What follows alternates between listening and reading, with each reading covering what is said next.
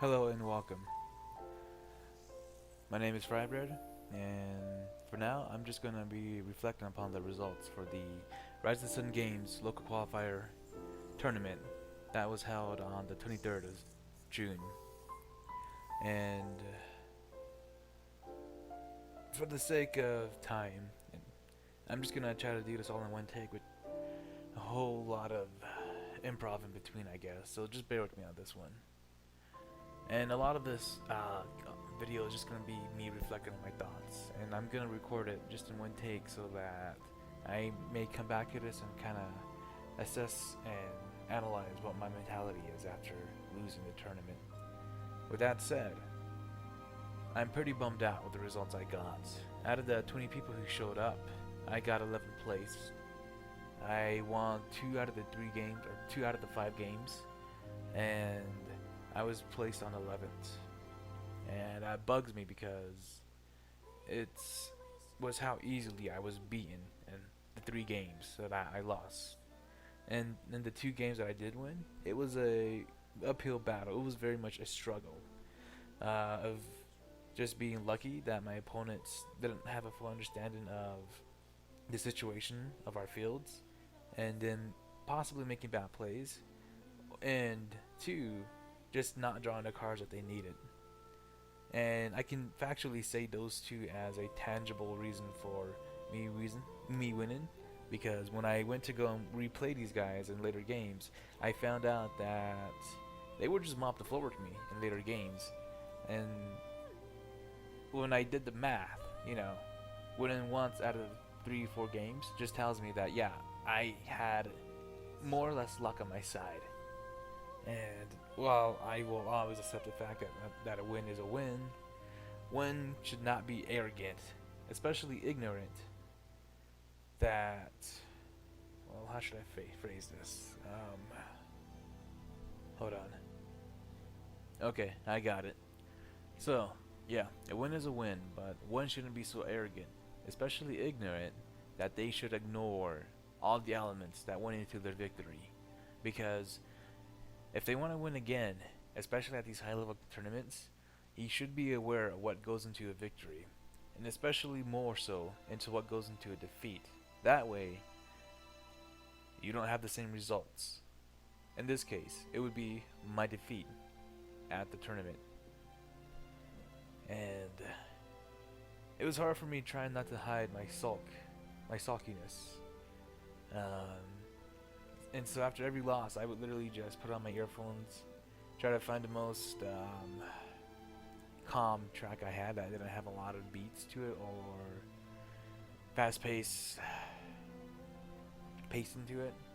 I was just trying to mellow out, get into my zen, and just really lose myself in meditation, if anything. That way I would be clear-headed for the next match. And as far as my matches did go, yeah, I might have been able to pull out a few pretty cool party tricks and stall out my opponent for a turn or 2, but given the way I constructed my deck, which was more or less built around my local tournament scene, I had no chance against much of these guys, honestly.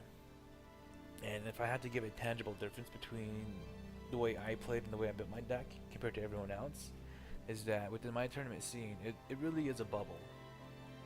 And we're one of the more chilled back, laid back guys. And we always come in every single week and just really play what we want to play. We don't give too much concern about the meta analysis and what people are saying on Meta Potion, FFDex, or Reddit. We really are there just to have fun and enjoy our love for the game and for the Final Fantasy games too, and just really geek out and nerd out. But with that said though, it's also one of the worst places to really train at if you're trying to get into the competitive scene, because of our love for the game making us a bit too casual. It's hard to get really anything done training wise. And to clarify at this point, Am I blaming, my local crowd scene for why I lost? No, I'm not ever gonna use my local scene as an excuse for why I lost. Uh, Within the martial art mentality, you never really make an excuse for why you lost. You lost because of your own skill. And if I had to give a quick analysis or a quick reflection onto everything that happened yesterday, and my time training for this event, it was just that apparently I couldn't make the best out of the situation I was in. I would come in, especially in the last month and a half or so. I would be coming in to my local tournament scene. I would wait for the owner of the shop because he's the owner. He has all the cards, as well as having pretty much an expanse knowledge of TCGs in general. So he's a really great opponent. But every time I would come in and ask him for a game, if he had the time, he would tell me, yeah, just give me a minute. I'm busy with work right now. And I would just, I'll politely just be like, yeah, okay, I got it, no problem. And days like that just ended up in me sitting in his shop for like 5 hours, just waiting for him to get off his computer or something. And really, that was pretty much a lot of my prep time. Honestly, was just doing that. Um, Thankfully, I had a little bit of training from a newcomer, a relative newcomer to the store, and he was just like, "Hey, fry bread. Uh, if you teach me the game, I can play with you." I was like, and I was just be mentally like, I might as well just show him how to play. I need the work. I need the training, and poor training is better than no training at this point. And of course, I'm not trying to actually disrespect the guy. I'm grateful for this new player to actually take the time to learn the game and help me train. And I'm forever grateful for that because not a lot of people would do that really. And I returned the favor by playing him in Vanguard. Actually, I would take this flash deck that the store owner gave to me as a promo, and I would use that deck to play with him, and I would give him my very best. That way, he would learn as well. So with that said, I just really want to convey the fact that no, I'm not using my local scene as an excuse for why I lost, but I'm having to come to grips with that. I'm having to come to grips with the reality of my attempts to try to make the best out of the worst training situation clearly showed at the local qualifier event. And I'm saying this on the record because it's really cathartic. It gets it off my mind, and I feel a little tense. I feel a little less tense about it. Yeah, I am gonna publish this. I am gonna, let this audio go out because for the sake of prosperity, there's gonna be a point in time when I want to come back and I want to hear what my thoughts were after a major loss. With that said, I'm not in the mood right now to give out a cliche, oh yeah, I may have lost, but you guys will see me next week. Bigger, badder, stronger. Nah. Stuff like that doesn't really work for me. I mean, mentality wise.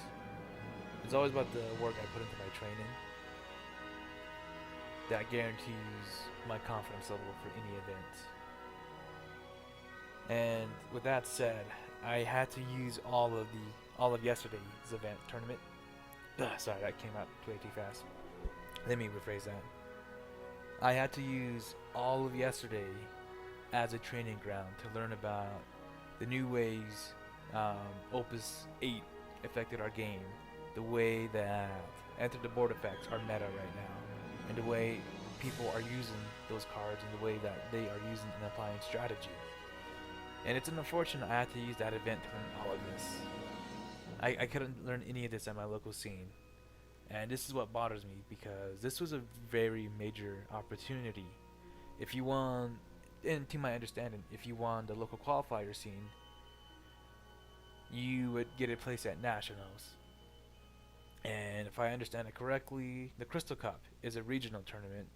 And if you win that, you go on to a national, which would include apparently the United States of America. But I'm not entirely sure about anything above the Crystal Cup at this point, other than the fact that at a certain level, you'll be playing in a world tournament. And a qualifier is just a good opportunity to get to that next level, which I had to use to learn and train. So yeah, right now my mood altogether is pretty ambivalent, with a huge, huge tinge of anger and frustration. Right now, it's a pretty wrathful calm I have. Sorry, that came out weird. It's a calmful wrath that I have in my heart right now,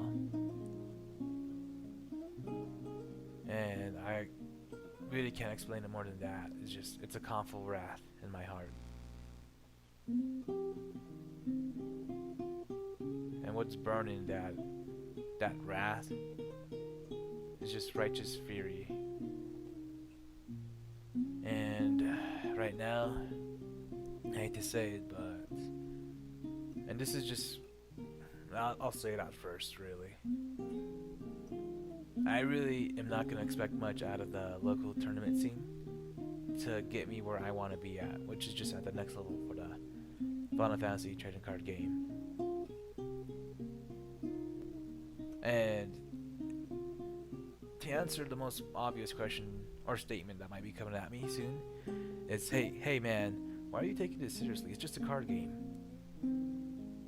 And I'll tell you this right now. I'm taking the tournament aspect of it seriously, the competitive aspect of it seriously. Why? Because that's what the tournament's all about. It's about being competitive, about winning. And I'm all for a casual game, don't get me wrong. I really love the boss format that the game has, as well as title formats.